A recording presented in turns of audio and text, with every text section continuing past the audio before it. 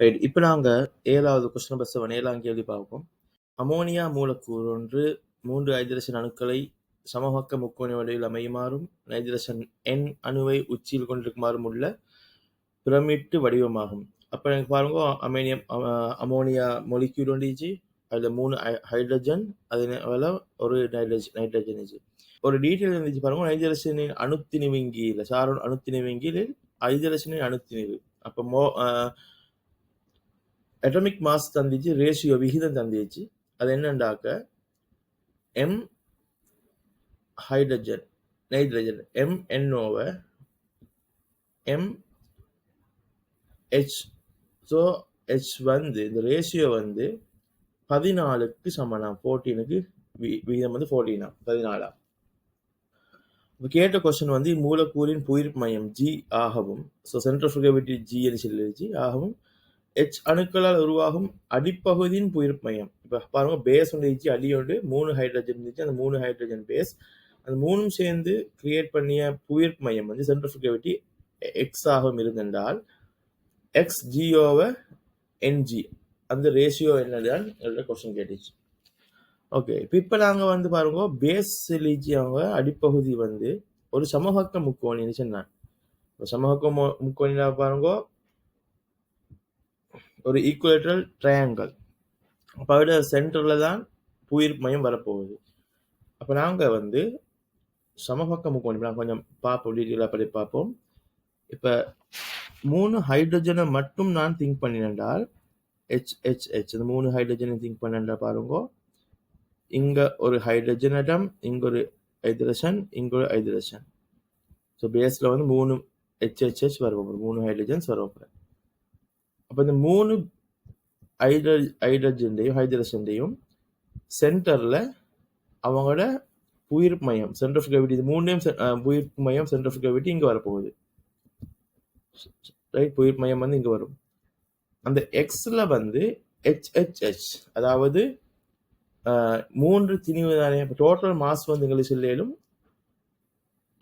Total mass எவ்வளோ வரும்? Total mass அண்டாக எம்எம்எண்டாக 3m, அதாவது 3mh இங்கே வரும். இந்த புள்ளியில் வந்து எக்ஸில் வந்து 3m ஹைட்ரஜன். அப்போ ஒரு ஹைட்ரஜனோட திணிவு நான் MH எடுத்தேன். ஸோ இங்கே வந்து 3mh தாக்க போகிறேன். ரைட், இப்போ நாங்கள் டோட்டல் சிஸ்டத்தை பார்ப்போம். டோட்டல் சிஸ்டம் முழு தொகுதியும் பார்த்து என்றால், இப்போ எங்களுக்கு தெரியும், இப்போ நாங்கள் ஆல்ரெடி பார்த்த மாதிரி தான். இப்போ இங்கே பேஸில் அடிப்பகுதியை வந்து நான் எக்ஸ் எடுக்கேன். அடிப்பகுதி எக்ஸ் தானே. அந்த எக்ஸையும் நைட்ரஜனை மட்டும் கன்சிடர் பண்ணி பார்க்க போகிறேன். அப்போ ரெண்டுக்கும் இடையில ஒரு கனெக்டிங் டாட், ஒரு லைன் செங்குத்து கூறு, செங்குத்தில், அதாவது ஒரு கோடு நேருகோடு இருக்க போகிறேன், பெர்பெண்டிகுலராக செங்குத்து. அப்போ இந்த ரெண்டுக்கும் இடையில ரெண்டிடையும் புயிர்ப்பு மையம் சென்டர் ஆஃப் கிராவிட்டி சம்வையா எங்கெங்கேயோ இருக்க போகுது. அதை நாங்கள் ஜின்னு எடுக்கும். அப்போ நாங்கள் வந்து பார்த்தண்டால், இப்போ எங்களுக்கு வந்து திணிவு மையங்கள், திணிவுகள் தெரியும், மாசஸ் வந்து தெரியும். அப்போ எக்ஸில் வந்து 3mh தாக்க போகிற, என்ல மாஸ் mn வந்து ஆக்டிங் ஆக போகுது, தாக்க போகுது. இப்போ நீங்கள் புவியீர்ப்பு மைய ஐடியா உங்களுக்கு தெரிஞ்சிருக்கும். தூர விகிதம் வந்து டிஸ்டன்ஸ் ரேஷியோ வந்து மாஸ் ரேஷியோவுக்கு மாறு விகித சமம். அப்போ நாங்கள் வந்து என் எக்ஸ்ஜிஓவை ஜிஎன், எக்ஸ்ஜி என்றா பாருங்க இந்த பகுதி, எக்ஸ்ஜிஓவை ஜிஎன் என்றா இந்த பகுதி. இதோட விகிதம் வந்து ரேஷியோஸ் வந்து சரியா இதற்குரிய விகிதம் இங்கேக்கு வரும். இப்போ இந்த தூரத்துக்குரிய திணிவு விகிதம் எப்படியும், சிம்பிளா சொல்றேன்டால், M1 M2 திணிவுகள் இருந்தண்டாக்க M1க்கு M2 ஆனது, M1:M2 வந்து தூரங்கள் R2:R1 தான் வரும். நீங்க இதுல விசை திருப்பம் எடுத்து பார்த்தனாலும் உங்களுக்கு இதான் வரும். டேர்னிங் எஃபெக்ட் எடுத்து திங்க் பண்ணாலும் இப்படித்தான் வரும். அதாவது M1/M2 ஈக்குவல்ஸ் டு ரிவர்ஸ்ல வர R2/R1 வரும். அப்போ இங்கே நீங்கள் எக்ஸ்ஜியோவை ஜிஎன் என்று வார நேரம் எக்ஸ்ஜிக்குரிய லென்த் வந்து எம் மற்ற பகுதி தானே. அப்போ நாங்கள் mass of N M N over X. இப்போ எக்ஸ்ஜிக்கு வார லென்த்துக்கு மற்றது ஜிஎனுக்குரிய மாஸ் வந்து இவர். அப்போ எங்களுக்கு 3mh 3mh என்று வரும். இப்போ எங்களுக்கு ஆல்ரெடி mn ஓவர் mh வந்து 14 என்று தெரியும், 14 என்று தெரியும். ஆகவே இதுக்கு வந்து 14/3 என்று வரும். 14/3. அங்கே ஏற்கனவே இந்த விகிதம் தந்துச்சு. ஸோ இந்த விகித ஐடியாவில் போகிறோம்னாக்கா 14/3 4th ஆன்சர் என்று வரும். போயிட்டா 14/3 14/3. இந்த ரேஷியோ ஐடியாவை நான் மறுபடியும் கொஞ்சம் சொல்கிறேன் கேளுங்க. ஒரு வேலை ஐடியா இல்லாட்டிக்கு சொல்கிறேங்க பாருங்க. நான் பொதுவாக வந்து புயிர்ப்பு மையம் வந்து நாங்கள் 2 திணிவுகள் இங்கே மாஸ் M1 இங்கேயும் இங்கே M2 என்றிருந்து புயிர்ப்பு மையமானது இது M2 புயிர்ப்பு மையமான சம்வையா இங்கே ஜியாக இருந்தென்றால் ஜிக்கும் M1க்குமான தூரம் R1 ஆகவும் ஜிக்கும் M2க்குமான தூரம் R2 ஆகவும் இருப்பின் எங்களுக்கு இந்த விகிதத்தை எழுத இயலும். M1க்கு M2 ஆனது R2க்கு R1 எழுத இயலும். இதை நான் உங்களுக்கு இன்னும் டீட்டெயிலாக நான் உங்களுக்கு சொல்கிறேன். ஆல்ரெடி நீங்கள் தியரியில் படிச்சிருப்பீங்க, இருந்தாலும் நான் சொல்கிறேன். இப்போ இதில் வந்து பாருங்க நிறை M1 நிறை M1 G தாக்க போகுது. M2 என்றால் M2 நிறை வந்து M2G இந்த புள்ளியில் தாக்க போகுது. M1G வெயிட் வந்து இங்கேயும் M2 வெயிட் வந்து இங்கேயும் தாக்கிய ரியாக்டட் ஆகி இதில் ரிசல்டன் வந்து ஜியில் வந்து தாக்கும். அப்போ நாங்கள் ஜி பற்றி திருப்பம் எடுத்துருந்தாங்க. ரிசல்டன் பற்றி திருப்பம் அடிக்கிற இடத்துல நாங்கள் டேர்னிங் எஃபெக்ட் எடுத்துச்சு என்றால் இடஞ்சுழி திருப்பம் வலஞ்சுழி திருப்பது சமன். இப்போ எங்களுக்கு தெரியும் நீங்கள் இந்த திருப்புதிறன் தத்துவம் ஒன்று படிச்சிருப்பீங்க. அப்போ அதில் வந்து திருப்புதிறன் தத்துவத்தில் வந்து என்ன சொல்றேன்றால் விசைகளின் விலையுள் விசைகளின் திருப்பம்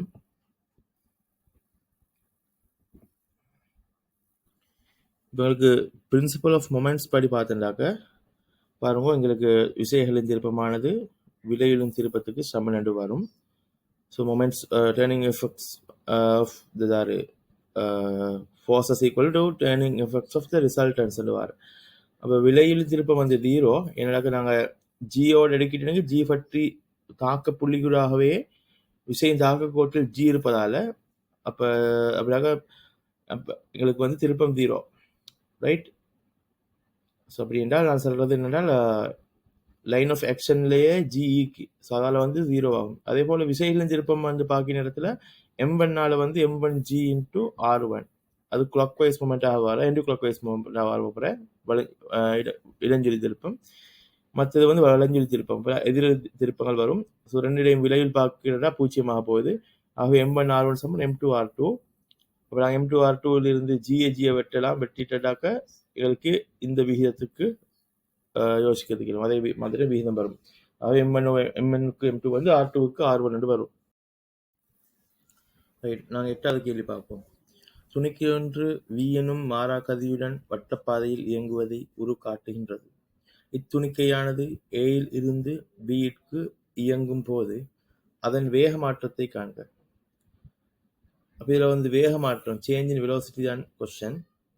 அப்போ மாறா வேகத்தோட மாறா கதி வேகம் மாறுது, கதி மாறல, ஸ்பீட் மாறல. ஸ்பீட் வந்து வி எனும் ஸ்பீட் மாறா கதியோட சர்க்குலர் பாத்தில் போகிற வட்டப்பாதையில் போகிறோம். அப்போ நாங்கள் வேக மாற்றம் என்றால் வந்து டெல்டா வி வேக மாற்றம். அப்போ நாங்கள் டெல்டா வி வேக மாற்றம் என்றால் இறுதி வேகம் ஃபைனல் வெலோசிட்டியில் இருந்து ஆரம்ப வேகம் இனிஷியல் வெலோசிட்டி விஐயை கழிக்கணும். அதுதான் வேக மாற்றம்.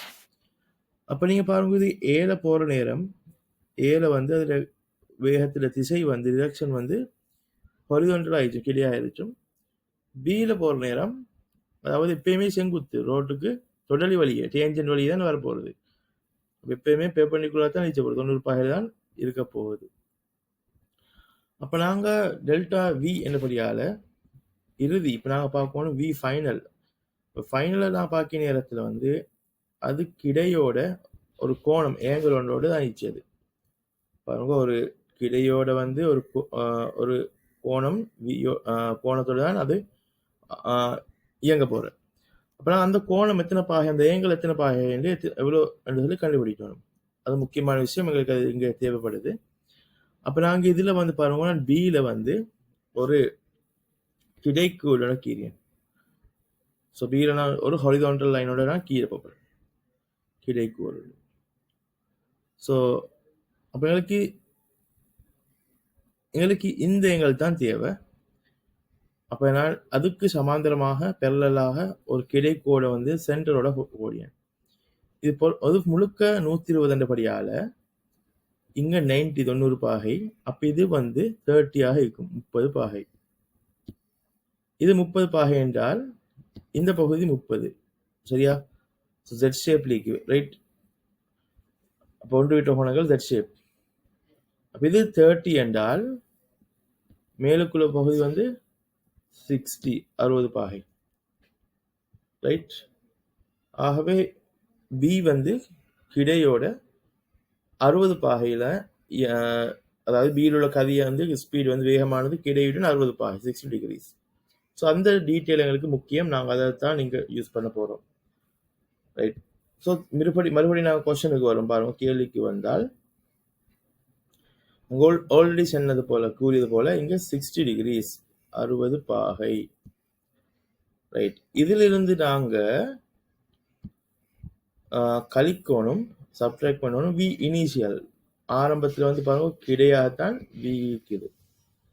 இப்போ நாங்கள் வேகங்களோட வித்தியாசம் என்று பார்க்குற நேரத்தில் உண்மையில வந்து நாங்கள் வெலோசிட்டி சேஞ்சஸுக்கு காவி கூட்டல் தான் நான் பார்க்கணும். அப்போ நான் வெக்டர் எடிஷன் தான் நாங்கள் பார்க்கணும். அப்போ இங்கே வெக்டர் எடிஷன் தான் காணப்படுமே தவிர காவி கூட்டல் தான் இருந்துச்சு, காவி கழித்தல் ஒன்று இல்லை. அப்போ நாங்கள் மைனஸை வந்து ப்ளஸ்ஸாக மாற்றணும். அதனால திசையை மாற்றி டிரெக்ஷனை சேஞ்ச் பண்ணி வி என்று போடணும். அப்போ இங்கே 60 பாகை. இப்போ நாங்கள் காவி கூட்டல், so vector addition. Vector addition படியால் ஃபர்ஸ்ட்டுக்கு வந்து நாங்கள் விஏ, இந்த விஏ முதலாவது வி எடுத்தோம், ரைட்? விட முடிவிடத்தில் வி எங்கே முடியுதோ அங்கே இருந்து அடுத்த, அதாவது செகண்ட், அதை நாங்கள் கண்டினியூ பண்ணி எழுதணும். அது இப்படித்தான் வந்து நிற்க போகிறேன், ரைட்? அதுதான் அடுத்த வி. அப்போ ஆரம்பம் இறுதி, இனிஷியல் ஃபைனல் ரெண்டையும் சேர்த்து நாங்கள் வரையும், அதாவது ஆரம்ப புள்ளியும் இறுதி புள்ளியும் நாங்கள் இணைச்சு வரையும் கோட்டில் தான் ரிசல்டன் வந்து வரப்போகிறது. அதாவது மாற்றம் டெல்டா வி வந்து வரப்போகுது. இதுதான் டெல்டா விட பகுதியாக இருக்க போகிறேன். இப்போ நீங்கள் ஒரு விஷயம் அவதானிக்கிறதுக்கு ஏலும், நீங்கள் பாருங்க, இந்த டெல்டா வி என்றால் இப்போ நாங்கள் ஆன்சருக்கு வந்து சிம்பிளாக போகிறதுக்கு ஏலும் நான் உங்களுக்கு சிம்பிள் ஐடியா சொல்லி தரேன். இவங்களுக்கு தெரியும் இந்த வி வந்து மொத்தமாக 60 பாகையில் தானே தாக்கினது, 60 பாகையில் வி தாக்குது, ரைட்? இப்போ டெல்டா வி வந்து பாருங்க, டெல்டா வி வந்து கிடையோட இந்த எல்ஃபாவோட தாக்குதுன்னு எடுப்போமே. அப்போ இது மொத்தமாக 60 டிகிரி. அப்போ எல்ஃபா வந்து லெஸ் தேன் 60 இருக்கணும், 60 விட சிறுசாக இருக்கணும். அப்போ எங்களுக்கு தெரிஞ்ச விடையை நீங்கள் செக் பண்ணி பார்த்தென்றால் 60 விட குறைஞ்சது 30 பாகை ஒன்று காணப்பட போகிறது. அப்போ நாங்கள் தந்த ஆன்சர்ஸ் நாங்கள் செக் பண்ணி பார்ப்போம். இப்போ அந்த ஆன்சர்ஸ் கூட வந்து அது பார்த்தேன்டாக்கா 30 பாகை ஒரு ஆப்ஷன் இருக்குது. அப்போ நாங்கள் சூஸ் பண்ணணும் அந்த ஆன்சர் என்றால் ஒன்றோ செகண்ட் வரையிலும் அல்லது ஃபர்ஸ்ட் வரையிலும்.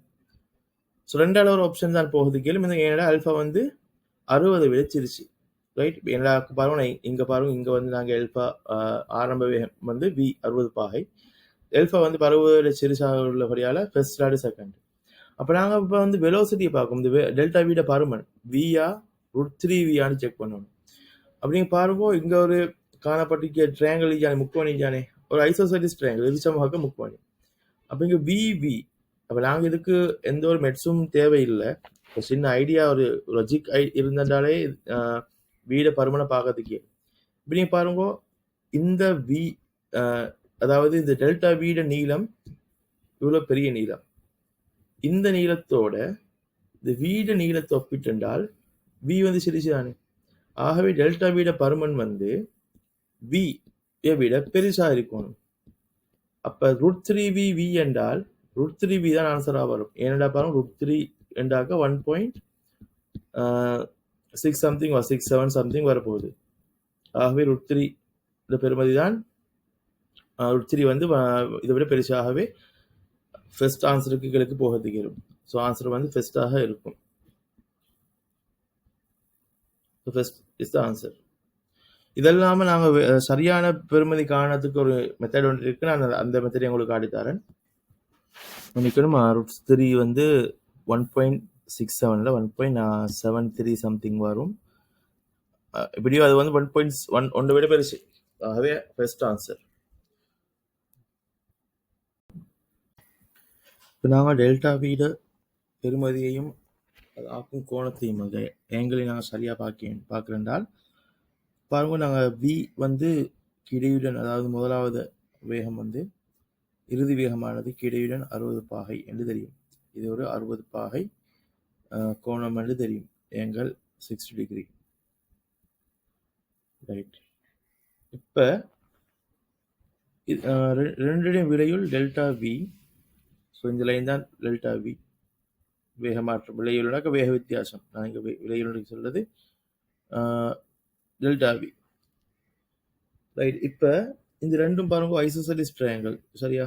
ரெண்டுமே வந்து இது ஒரு, அதாவது சமபக்க முக்கோணி, இருசமபக்க முக்கோணி. ஸோ இந்த பக்கம் ரெண்டும் சமன்.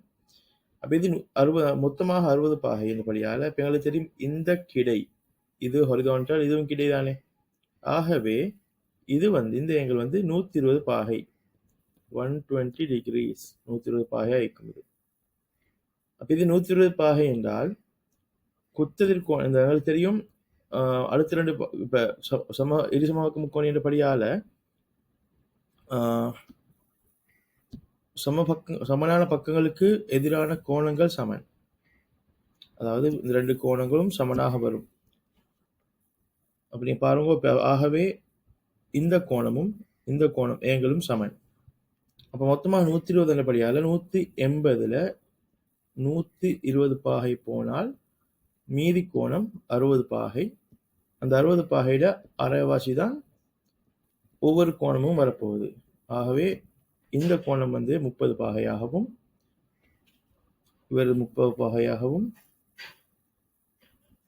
இங்குள்ள கோணம் 30 பாகையாகவும் இருக்கும். ரைட். ஸோ 30 இப்போ நான் டெல்டாவியை கண்டுபிடிக்கணும். இப்போ டெல்டாவி கண்டுபிடிக்கணும் வழியால் இங்கே நான் சிறிய அமைப்பு ஒன்று செய்கிறேன். ஒரு செங்குத்தொண்டை கீரியன் பெர்பெண்டிகுலர் நான் செய்ய போகிறேன். ஆகவே பாருங்க, இப்போ எங்களுக்கு தெரியும் செங்குத்து கீரனாக்க இந்த ரெண்டு பகுதியையும் அது இருகூறிடும். ரைட். பைசெக்ட் பண்ணும். அப்போ இதை ஒரு துண்டு எக்ஸ் என்றால் இதுவும் எக்ஸ் தான். அப்போ நான் ஒரு முக்கோணிக்கு நாங்கள் இந்த முக்கோணி பார்க்கும் எங்களுக்கு எக்ஸ் தானே வேணும். அப்போ நான் சைன் தீட்டா கொஸ் தீட்டா எழுதினாக்கா அயற்பக்கத்தின் செம்பக்கம். ஸோ கொஸ் தீட்டா சமன் கொஸ் 30 அயற்பக்கத்தின் கீழ், அதாவது கொஸ் தீட்டா வந்து adjacent over hypotenuse அயற்பக்கம் x கீழே v என்று வரும். ஸோ கொஸ் 30 எனக்கு √3/2. ஸோ √3/2 ஆனது x ஓவர் v என்று வரும். ஆகவே எங்களுக்கு x சமன் √3/2 v என்று வரும். இதுதான் x. இப்போ எங்களுக்கு தெரியும் டெல்டா v தான் தேவை. ஸோ டெல்டா v என்றால் அது 2x.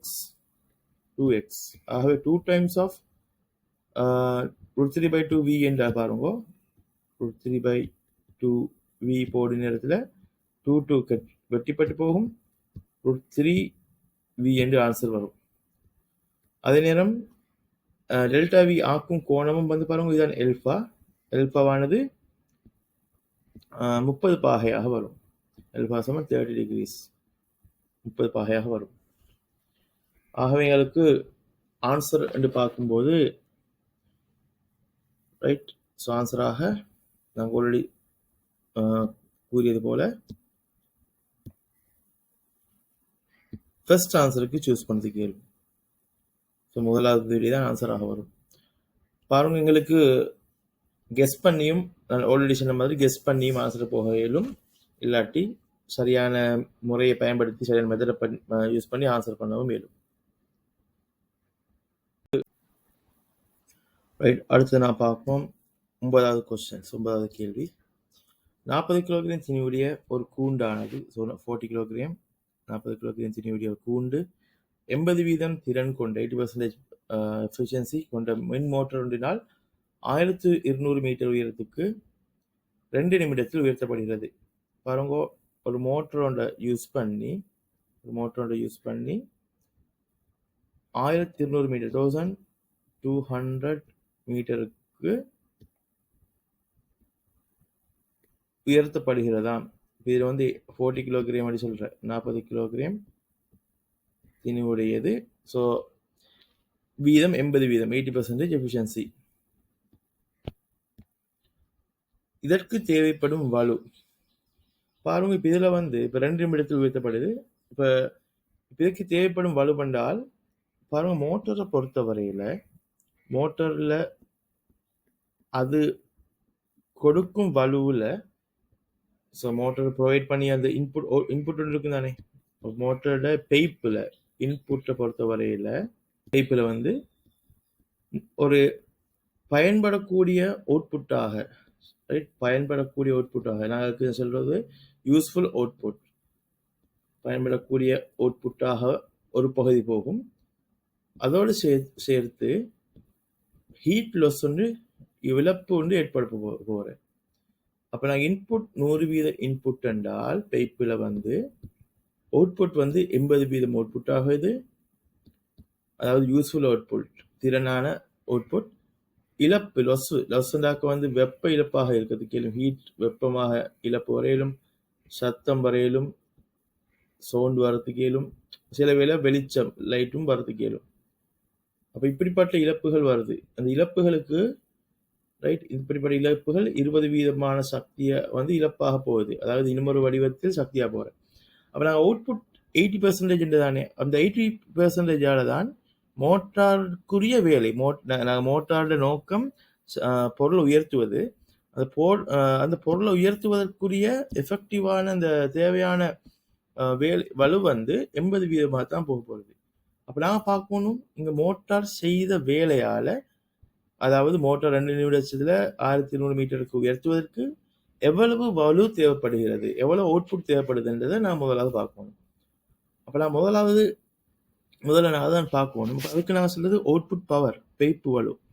அப்போ நாங்கள் பாருங்க, இது உயரிய நேரத்தில் வந்து அதில் அழுத்த சக்தி அதிகரிக்க போகுது, ரைட். பொட்டன்ஷியல் எனர்ஜி வந்து இன்க்ரீஸ் ஆக போகிறேன். இப்போ நாங்கள் பைப்பு வலு எடுத்துட்டால் அவுட்புட் பவர் ரெண்டு வார நேரத்தில் சமன் சக்தி அதிகரிப்பு எம்ஜிஹெச். இயக்க அழுத்த சக்தியில் அதிகரிப்பு ஏற்பட போகிறது ஓவர் டைம் வரும், ஏன் பைப்பு வலு. அப்போ எம்ஜிஹெச் ஓவர் டைம். இப்போ எம்ஜிஹெச் ஓவர் டைம் வந்து எம்ஜிஹெச் பாருங்க 40 கிலோகிராம் திணிவு. ஸோ 40 ஜிக்கு 10 1200 மீட்டர் 1200 மீட்டர். நேரம் வந்து 2 நிமிஷம் 2 மினிட்ஸ். அப்போ 2 தர 60 செகண்ட்ஸ் தானே ஒவ்வொரு ஒரு நிமிஷத்தில். ஸோ 2 தர 60. அப்போ நாங்கள் இதை சால்வ் பண்ணி இடத்துல சுருக்கிய இடத்துல 6 120. ஸோ அதுக்கு நாங்கள் கட் பண்ணது கேளும், கட் பண்ணினா 10 வரும். அப்போ 4 தர 4 4000 4 கிலோ வாட்ஸ் தான் வரப்போகுது. ஆகவே அவுட்புட் பவர் வந்து 4 கிலோ வாட். இதுதான் யூஸ்ஃபுல்லானது, 4 கிலோ வாட். அப்போ இது 80% தான் 4 வாட்ஸ் என்றால் 100% 5 கிலோ வாட்ஸ். சரியா, 80% தான் 4 கிலோ வாட்ஸ்னா 100% 5 கிலோ வாட்ஸ்ன்னு வரும். இல்லாட்டி நாங்கள் வளமையான ஈக்குவேஷன் யூஸ் பண்ணதுக்கு இயலும். பாருங்க, இந்த வலு எஃபிஷியன்சி வந்து திறன் சமன் இன்புட் அவுட்புட் தானே. திறனானது எஃபிஷியன்சி என்றால் அவுட்புட் ஓவர் பயப்பின் கீழ் அவுட்புட்டாக பயப்பு கீழ் இன்புட் தர 100%. அப்போ எனக்கு இந்த ஈக்குவேஷனை யூஸ் பண்ணி பார்க்கவும் மேலும். நாங்கள் இது ஈக்குவேஷன் யூஸ் பண்ணுவோமே. அப்போ எஃபிஷியன்சி வந்து 80% தெரியும், 80% தெரியும். அப்போ 80% சமன் அவுட்புட் வந்து 4 கிலோ வாட்ஸ். இன்புட் தான் நான் கணிக்கணும். அப்போ அவுட்புட் ஓவர் இன்புட் தர 100%.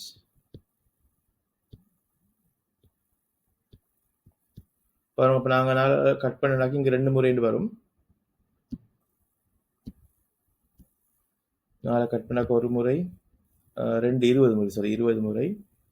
அப்போ நாங்கள் இன்புட் அங்கே கொண்டு வந்தோம் என்றால் இன்புட் சமன் பெர்சன்டேஜ் வெட்டிப்படும் 100 கீழ் 2, 100 கீழ் 20, சாரி 100 கீழ் 20, 100 கீழ் 20 என்றால் அது வந்து 5 கிலோ வாட்ஸ். நாங்கள் டிரெக்டாக பார்க்குறதா பாருங்க, 80% வந்து 80% 4 கிலோ வாட்ஸ் தானே, 4 கிலோ வாட்ஸ். அப்போ எனக்கு அவுட்புட் வந்து 80% தான் 4 கிலோ வாட்ஸுக்குரிய கேட்டுச்சு. அப்போ 100 கிலோ வாட்ஸ் எத்தனை வேணும்? அப்போ எனக்கு தெரியும் 20%. அப்போ 80க்கு 4 என்றால் 20க்குரியது 1 கிலோ வாட்ஸ்,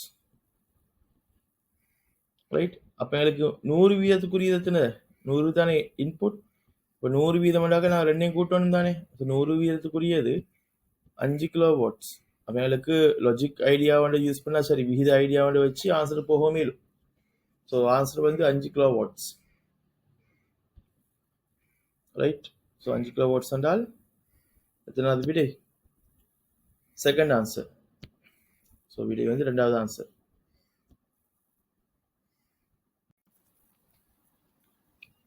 நான் 10வது கேள்வி பார்க்குற நேரத்தில் பின்வரும் வேக நேர வரைப்பை நேரொத்த இடப்பெயர்ச்சி நேர வரைப்பை குறிப்பது.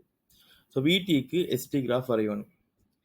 இப்போ எங்களுக்கு இந்த கேள்விக்கு எம்சிக்யூ ஆன்சர் பண்ணுற நேரத்தில் வந்து நாங்கள் ஒவ்வொரு பகுதியாக பார்த்து கீழே தேவையில்லை, அதில் டைம் வேஸ்ட். டிரெக்டாகவே எங்களுக்கு ஒரு சின்ன லாஜிக் ஐடியாவிலே போகிறது கேளும், முக்கியமாக நீக்கல் முறையில், ரைட். ரிமூவ் பண்ணி ஆன்சர்ஸ் வந்து எங்களுக்கு போகிடும். முதலாவது ஃபர்ஸ்ட் ஐடியாவே பாருங்க, இந்த கிராஃப் வந்து விடி கிராஃப் பார்த்துட்டால் இந்த பகுதியையும் ஸ்டார்டிங் பாயிண்ட் பாருங்க, ப்ளஸ் பகுதியிலையும் இந்த பகுதி ப்ளஸ் பகுதியையும் மைனஸ் பகுதியும் பார்த்துட்டால் ரெண்டுமே சமச்சீராக இல்லை, சிமெட்ரிக்காக இல்லை. அதுக்கு தானே சமச்சீராக அது காணப்படல, சிமெட்ரிக் இல்லை. அப்போ சமச்சீராக இல்லாதபடியால நாங்கள் ஒரு விஷயம் அவதானிக்கணும், வேகங்களோட இது வந்து அப்படி சமச்சீர்னு சொன்னாக்கா பாருங்க, முதலாவதுல வந்து வரக்கூடிய ஷேப் இப்படி தானே வருது, 2வது ஷேப் வந்து இப்படி வர. அப்போ சிமெட்ரிக்காக இருக்கணும்டாக்க இப்படி வந்து இருக்கணும், இந்த பகுதியும் இப்படி வந்து இருக்கணும். அப்படி இருந்தால் தான் சிமெட்ரிக், சமச்சீராக இருக்கும், ரைட். இங்கே சமச்சீர் தன்மையோடு இல்லாதபடியால் விடி கிராஃப் சமச்சீர் இல்லாதபடியால், சிமெட்ரிக் இல்லாதபடியால் சரி. அப்போ சிமெட்ரிக் என்றால் இந்த பகுதியை போலவே வரணும் என்றால் இப்படி வந்து இங்கே போய் தீக்கணும், ரைட். இப்போ சிமெட்ரிக் இல்லை தானே. அப்போ எஸ்டி கிராஃபும் சமச்சீராக இருக்காது, சிமெட்ரிக்காக இருக்காது. அப்போ அந்த சமச்சீர் ஐடியாவை நாங்கள் மைண்டில் வச்சாலே, ரைட், இந்த சமச்சீர் ஐடியா, ரைட், சமச்சீர் ஐடியாவை நாங்கள் மைண்டில் எடுத்தாலே ஆன்சருக்கு ஈஸியாக போய் திருடும், சிமெட்ரி ஐடியாவை, ரைட். சிமெட்ரி பாருங்க, முதலாவது சமச்சீரா இல்லை, அப்போ அது வராது. சாரி, முதலாவது சமச்சீர் இல்லை, ஆனால் இந்த வரை விடி கிராஃபை போலேயே தானே வந்துருக்கு, அதால் அது வராது. ஏன்னா விடி கிராஃப்ண்டாக்க எஸ்டி வரைஃபிண்ட எஸ்டி கிராஃபிட படித்திருந்தான் கிரேடியன்ட் தான் விடி. ஸோ எஸ்டியிட படித்திருந்தான் வேகம், கிரேடியன்ட் தான் வேகம் என்று வரும், வெலோசிட்டின்னு வரும். அப்படி என்றால் இந்த வேக நேர வரைஃபிட படித்திறன், அதாவது எஸ்ட், ஆகவே வேகத்தில் பருமனுக்கு ஏற்ற மாதிரி எஸ் மாறாது, அதனால ஃபர்ஸ்ட் வரையலாம். 2வது பாருங்க, 2வது சமச்சீராயிடுச்சு, சிமெட்ரிக்கா இருக்குது, சிமெட்ரிக்கா இருந்தால் அது வரையலாம். 3வது பாருங்க, அதுவும் சமச்சீர் சிமெட்ரிக், அப்போ இது வரையலாம். 4வது வந்து சமச்சீர் இல்லாமல் காணப்பட போற, ஆகவே இதுக்கு சான்ஸ் வந்து இருக்குது. நாங்கள் இதுக்கு 5வது செக் பண்ணி பார்ப்போம். 5வது பாருங்க, 5வதும் இந்த அச்சுப்பட்டு சமச்சீர், இல்லைங்களா. இது எல்லாமே வந்து இந்த சென்ட்ரல் நடு அச்சு பற்றி சமச்சீராக காணப்பட போறது. ஆனால் இது மட்டும் சமச்சீராக காணப்படலை. ஆகவே இதுதான் ஆன்சராக இருக்கணும். இதுவும் வரையில நான் சொன்ன மாதிரி சமச்சீர் இல்லை. ரைட், அப்போ அதுக்கு நாங்கள் ஆன்சர் 4th ஆன்சர்னா வரும். இதை நாங்கள் சும்மா படித்திறன் அடிப்படையில் சும்மா செக் பண்ணி பார்க்குறேன்டால், சரி ஓகே, படித்திறன் அடிப்படையில் செக் பண்ணி பார்ப்போமே என்ன நடக்குதுண்டு. இப்போ முதலாவது நீங்கள் யோசிச்சு தெரிஞ்சுக்கொள்ளணும், வேகத்துக்கு என்னவெல்லாம் நடக்குமோ, வெலோசிட்டிக்கு என்னென்ன வெலோசிட்டிக்கு எந்த நடக்குதோ அது எஸ்டி கிராஃபில் படித்திறனுக்கு கிரேடியனுக்கு நடக்கும். ரைட்டா, பாருங்க, வேகம் தான் என்ன, வேகத்துக்கு என்ன நடக்குதோ அது வந்து படித்திறன் இங்கே எஸ்டி கிராஃபில் படித்திறன் நடக்கும். பாருங்க, இப்போ இதில் ஃபர்ஸ்ட் பகுதியில் பாருங்க என்ன நடக்குதுன்னு பார்ப்போம். இது என்னடாக்க நாங்கள் டிரான்ஸ்லேஷன் பண்ணுற மாதிரி தான், தமிழால் பேசுகிறோம்னா இங்கிலீஷில் டிரான்ஸ்லேட் பண்ணுறது போல் இங்கே நாங்கள் டிரான்ஸ்லேட் பண்ணால் சரி. சரி பாருங்க என்னண்டு, இங்கே வந்து முதலாவது பகுதியில், ரைட், முதலாவது பகுதியில் வெலோசிட்டி குறையுது, வேகம் குறையுது. வேகம் குறைஞ்சால் எஸ்டி வரைவிட படித்திறன் குறையணும். எஸ்டியோட படித்திறன் எம் வந்து ரெடியூஸ் ஆகணும், டிக்ரீஸ் ஆகணும், ரெடியூஸ் ஆகணும். அப்போ படித்திறன் குறையுதுன்றா அப்போ நான் 4th கிராஃப் பாருங்க, 4th கிராஃபில் நடக்குது, படித்திறன் குறையுது. இப்போ நீங்கள் பார்த்தீங்கன்னா நாங்கள் ஒவ்வொன்றா பார்ப்போமே. ஸோ முதலாவது கிராஃப் வந்து வராது, நேர்கோடு தானே, படித்திறன் ஏன்னா படித்திறன் மாறல, முதலாவதுல படித்திறன் வந்து மாறல, ஆகவே அது வராது. ரைட், ஸோ முதலாவது ஆரம்பத்தில் பாருங்க, ஸ்டார்டிங்கில் வந்து எம் வந்து மாறல, எம் வந்து கான்ஸ்டன்ட், வரைப்பு நேர்கோடு, ஆகவே அதை வச்சு எங்களுக்கு நீக்கிறீலும் இது வராதுண்டு. ரெண்டாவது பார்த்தோம்னாக்க ரெண்டாவதுல படித்திறன் கிரேடியன் குறையுது, நான் இந்த கோணம் கிடை கோணம் வந்து குறையுது, ஆகவே இது சான்ஸ் சொல்லிக்குது. மூணாவது வராது, எனக்கு இந்த பகுதியில் கிரேடியன் கூடுது, வரைப்பு வந்து வையச்ச நோக்கி வளையுது, மேல் நோக்கி ஏறுது. இப்படி போனாக்க படித்திறன் கூடும், இப்படி போனால் படித்திறன் குறையும். ரைட், ஆகவே தேர்ட் வரையலாம், தேர்ட் வராது. அப்போ நான் படித்திறன் அடிப்படையில் இங்கே படித்திறன் இன்க்ரீசஸ் ஆகுது, எங்களுக்கு படித்திறன் குறையணும். ஸோ தேர்ட் வர இயலாம். ஸோ ஃபர்ஸ்ட் வரையலா, செகண்டுக்கு சான்ஸ் ஒன்று இருக்குது, மூணாவது தேர்ட் வரத்துக்கு இயலாது, நாலாவது பாருங்க, நாலாவதும் படித்திறன் வந்து பாருங்க குறையுது, ரெண்டு இந்த மாதிரி. ஸோ படித்திறன் குறையுது, ஆகவே நாலாவதுக்கும் சான்ஸ் இருக்குன்னு செல்லத்துக்கு இயலும். அதே போல் நீங்கள் ஃபிஃப்த் பார்த்தீங்கன்னா, அஞ்சாவது பார்த்தீங்கன்னா அஞ்சாவதுக்கும் ஒரு சான்ஸ் இருக்குது, என்னடா படித்திறன் குறையுது. ரைட், படித்திறன் குறையுது, ஆகவே சான்ஸ் இருக்குது. சரி, அடுத்த பகுதி பார்ப்போம். நாங்கள் அடுத்த போர்ஷன் பார்த்தேன்னு சொன்னால் வி வந்து மாறல, வி வந்து மாறல என்ற அர்த்தம் படித்திறன் வந்து மாறல, சாரி, படித்திறன் மாறல, வேகம் மாறவில்லை. அப்ப எஸ்டி வரைவிட படித்திறன் மாறக்கூடாது, விடி வரைவிட படித்திறன் மாறுதுதான். ஆனால் எங்களுக்கு அதால எந்த இஷ்யூவும் இல்லை. வேக நேர வரைவிட படித்திறன் மாறினால் மாறுது, அது ஓகே. ஆனால் எங்களோட நோக்கம் வந்து வேகத்தின் பருமனை வச்சு, மேக்னிடியூட் ஆஃப் த வெலோசிட்டியை வச்சு, சரி, வேகத்திட பருமனை வச்சு தான் படித்திறனை நாங்கள் டிசைட் பண்ணணும். ஸோ இங்கே வேகம் மாறாதபடியால் எஸ்டி வரைவிட படித்திறன் மாறக்கூடாது. அப்படி பார்த்தா செகண்ட்லேயே பாருங்க, இங்கே இப்போ படித்திறன் மாறாதென்றால் வரைவு வந்து ஸ்ட்ரைட் லைன் ஆகிக்கணும். ஆகவே செகண்ட் வரையிலும், செகண்ட் ஓகே, செகண்ட்ல மிஸ்டேக் தான், தேர்டு மிஸ்டேக் தான், ஃபோர்த் மிஸ்டேக் தான். ஸோ 2 4க்கு சான்சஸ் இருக்குது.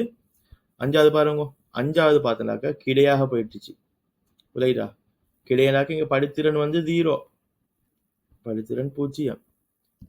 ஸோ படித்திறன் 0 என்றால் கிடை தானே, ஹொரிசாண்டல் தானே. ஸோ கிராஃப் ஒன்று பாருங்கோ, கிடையாக இருக்கிறண்டாக்க அதோட படித்திறன் 0 இருக்கும். ரைட், வேர்டிக்கலாக வரைஃபோன் இருந்துட்டாக்க, நிலைக்குத்தாக ஒரு வரைஃபோன் இருந்தென்றால் படித்திறன் வந்து முடிவிலி, இன்ஃபினிட்டியாக இருக்கும், கிரேடியன்ட் இன்ஃபினிட்டியாக இருக்கும், இங்கே 0. ரைட், அப்போ இதில் பார்த்தீங்கன்னா அப்போ ஃபிஃப்த் வராது, ஒன்லி 2 ஆப்ஷன்ஸ் அது, 2 ஆப்ஷன்ஸ் தான் நிற்குது, ஒன்று செகண்ட் இல்லாட்டி ஃபோர்த். அப்போ நான் மறுபடியும் அடுத்த செட் பார்த்தேன்னா அடுத்தது பாருங்க, இப்போ 2 கிராஃப் அதுக்கு பிறகு ஐடென்டிக்கல் தானே, இங்கேயும் ஒரே மாதிரி தான், இங்கேயும் ஒரே மாதிரி தான், கடைசியை மட்டும் தான் பார்க்கணும். கடைசிக்கு நீங்கள் பாருங்க, இறுதியில் ஃபைனலாக பார்த்துட்டால் வேகம் 0க்கு வருதே, வேகம் 0 ஆகுது, 0 ஆகுது. அப்போ இந்த கிராஃபில் படித்திறன் என்ன ஆகணும், படித்திறன் 0 ஆகணும். ஸோ எம் 0 ஆகணும் என்றால் கிராஃப் கிடையாகணும். ஸோ இப்படி அப்போ பாருங்க, இங்கே வந்து கிராஃப் கிடையாகுது, ஹொரிசாண்டல் ஆகுது, இங்கே ஹொரிசன்டல் ஆகலை. ஆகவே ஆன்சர் வந்து 5th 4th செகண்ட் வரத்துக்கு சான்சஸ் இல்லை. ஸோ எங்களுக்கு இப்படி ஃபுல் டீட்டெயிலாக செக் பண்ணி பார்க்கவும் மேலும், இல்லாட்டி டிரெக்டாக நான் சொன்ன மாதிரி இந்த சிம்பிள் ஐடியா வந்து யூஸ் பண்ணி செய்யவும் மேலும்.